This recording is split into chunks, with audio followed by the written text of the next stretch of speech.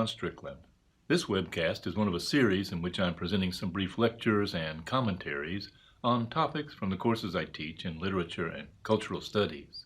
This particular installment is one of a pair on Book 4 of Jonathan Swift's satire, Gulliver's Travels. In an earlier episode, I introduced Gulliver and the Houyhnhnms and set the scene for his current situation. As we rejoin Gulliver, he's enjoying the hospitality of his hosts, the Houyhnhnms, or we might say his captors, because they are subjecting him to a series of interrogations about what life is like in England and Europe. His master Houyhnhnm is curious about the concept of war, which does not exist in the land of the Houyhnhnms. And Gulliver will try to explain why people go to war, what are its effects, how it happens, why, and when. Gulliver tries to give him an honest answer. Well, differences of opinion have cost many millions of lives. For instance, whether flesh be bread or bread be flesh. What Swift is ridiculing here are the holy wars of the 16th and 17th century in which Europeans did fight each other over religion. So whether flesh be bread or bread be flesh, that was not too hard. Whether the juice of a certain berry be blood or wine, that's obvious, right? Whether grape juice is really wine or blood. What about this one, though? Whether it be better to kiss a post or throw it into the fire. Can anyone make that one out? Yes. Do you all know this term, iconoclasm, and what an icon is? Icon is a token of a physical manifestation of something that has deep religious significance. Those are icons, and iconoclasm is a term for the political and religious movements that went into churches and broke up the statues and the crosses and the beautiful ornate wood carvings, and they actually burned them for firewood, which was symbolic as well as practical. The iconoclasts, who were burning up the crosses and the carvings for firewood, really needed the firewood. They were poor, and the churches were rich, and in their view, the church is supposed to help the poor, not live off the poor. And that seems to be the point here, or Swift's satire. So the iconoclasts really needed support from the church and not to be supporting the richness of the clergy and the wealth and luxury that was represented in the art in the church.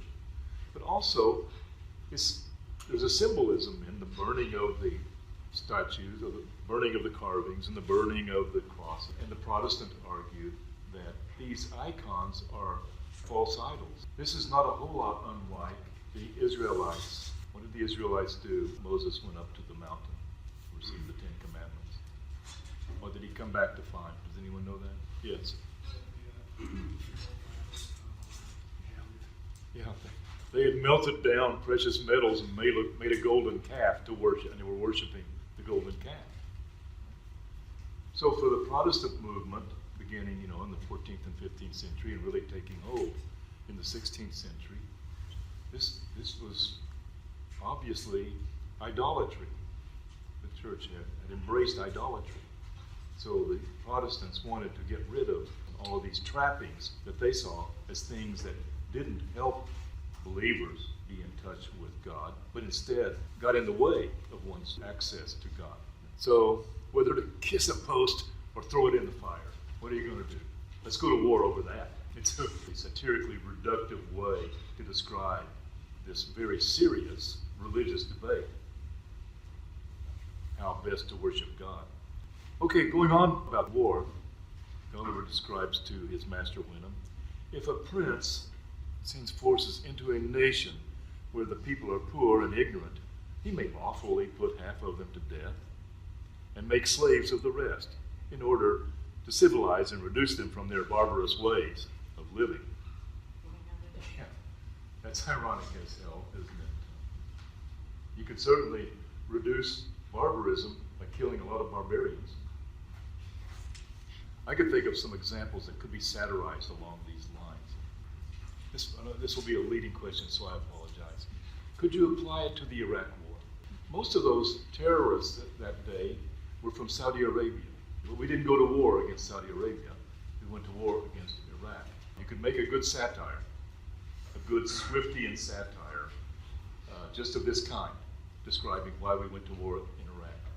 For these reasons, the trade of a soldier is held the most honorable of all others, because a soldier is a Yahoo hired to kill in cold blood as many of his own species who have never offended him as possibly he can. That's unfair, I'll acknowledge, but it's a satire. These are hired killers, and the greatest glory is to be a hired killer and to be as good of a hired killer as you can be. It's the kind of an argument that Beowulf might respond to, but not entirely the kind of an argument that would befit a Christian nation, some people would say. So Gulliver's master points out some of the contradictions here. He says, what you have told me upon the subject of war does indeed discover most admirably the effects of that reason you pretend to. However, it's a good thing that the shame is greater than the danger in these cases, because I can't imagine looking at you that you would be a very good killer, or that people like you, that yahoos like you, would be very dangerous to anyone, because nature has left you utterly incapable of doing much mischief in terms of violence. For your mouths are lying flat on your faces, you can hardly bite each other. Then as to the claws upon your feet, before and behind, they are so short and tender that one of our yahoos would drive a dozen of you before him. And therefore, in recounting the numbers of those who have been killed in battle, I cannot but think that you have said, the thing which is not. Remember from Monday what the thing which is not? I think you're lying, but we don't even have a concept for lying. The only way I can say it is, are you saying the thing which is not? Amazing. What a stranger you are. Well, Gulliver's response. I could not forbear shaking my head at this simplicity and ignorance. Being no stranger to the art of war myself, I gave him a description of cannons, of culverins, of muskets, of carbines, pistols, bullets, powder, swords, bayonets, battles, sieges, retreats, attacks, undermines, countermines, bombardments, sea fights, ships sunk with 1,000 men, 20,000 killed on each side, dying groans, limbs flying in the air, smoke, noise, confusion, trampling to death under horses' feet, flight, pursuit, victory, fields strewn with carcasses left for food for dogs and wolves and birds of prey, plundering, stripping, ravishing, burning, and destroying. The glories of war from Gulliver. He's had some experience in military matters. And to set forth the valor of my own dear countrymen, I assured him that I had seen them blow up 100 enemies at once in a siege, and as many in a ship, and beheld the dead bodies come down in pieces from the clouds, to the great diversion of the spectators. This was great entertainment.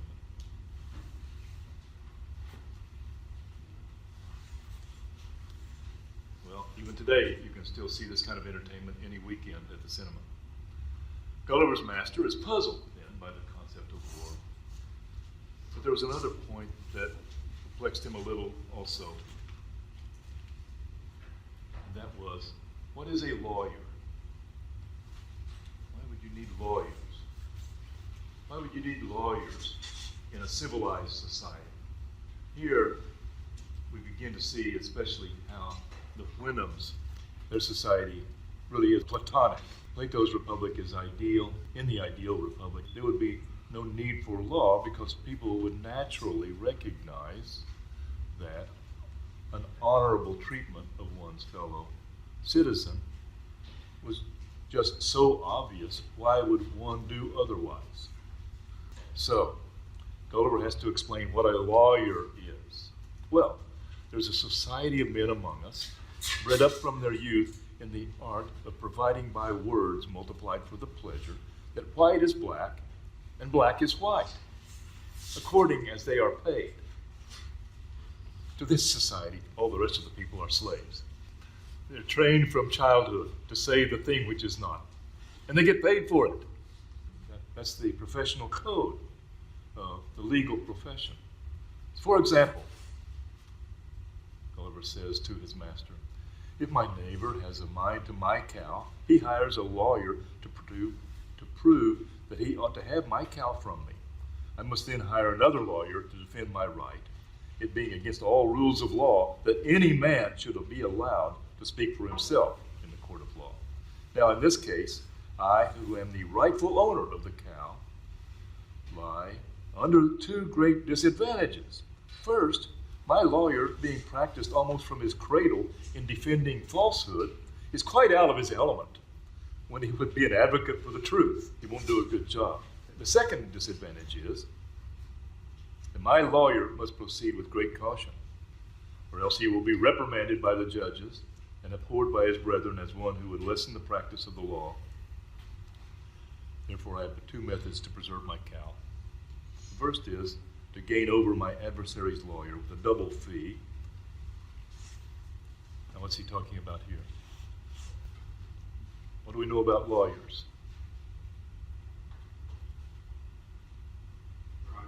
You can bribe them, yeah. They go for the money. Truth doesn't matter to them. It's all that matters to them is money. So I'll just bribe my opponent's lawyer and he'll throw the case. That's one way it works. So then, he will betray his client by insinuating that he has justice on his side. Now, that'll be a betrayal. If you pretend that your client has justice on its side, the judge will obviously think something is up. So, counterintuitively, then, the judge will be suspicious and decide for you, because you've bribed your opponent's, this gets deep, you've bribed your opponent's lawyer to pretend that your opponent really is the just owner. This will cause the judge to suspect something is fishy going on, because it's so extraordinary, and maybe you'll win the case. This will certainly bespeak the favor of the bench. At least three flips on justice and the truth there, and bribing and all of that. Well, Gulliver's Wyndham master still doesn't quite get it. He couldn't quite understand what motives could incite this race of lawyers to perplex, to disquiet, and weary themselves and engage in a confederacy of injustice merely for the sake of injuring their fellow animals. Neither could he comprehend what I meant in saying they did it for hire. What do I mean by hire? In Plato's Republic, will there be money? Well, Gulliver is much at pains to describe to him the use of money, the materials it was made of, the value of the metals. That when a Yahoo had got a great store of this precious substance, he was able to purchase whatever he had a mind to. The finest clothing, the noblest houses, great tracts of land, the most costly meats and drinks, and he could have his choice with the most beautiful females if a Yahoo male just had money. Now notice, by this point, Gulliver has descended to referring to Englishmen as what?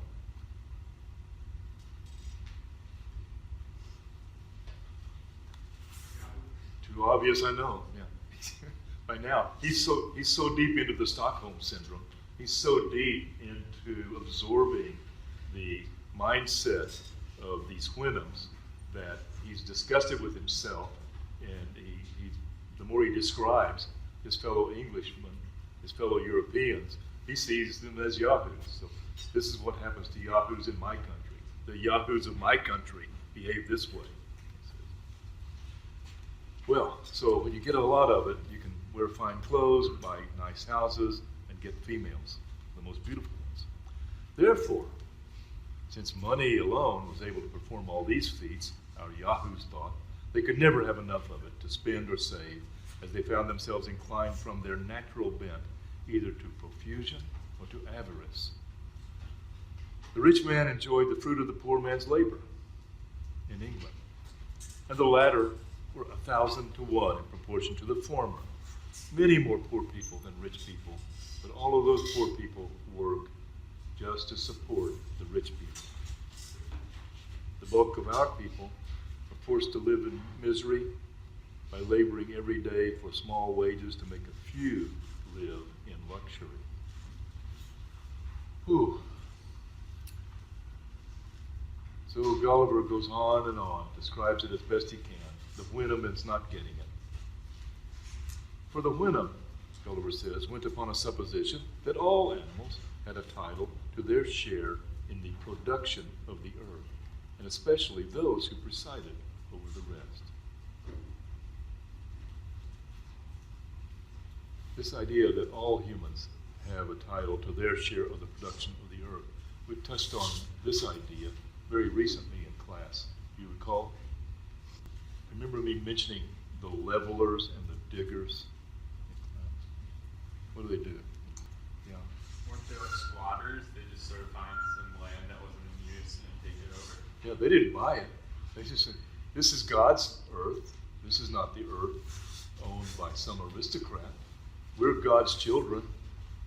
It's our God-given right to plant some crops on this land and live on it and live as free Christian believers and as God's children. And you're the one, you aristocrats are the ones who are practicing ungodly practices by enclosing off lands that your brothers need and your sisters need.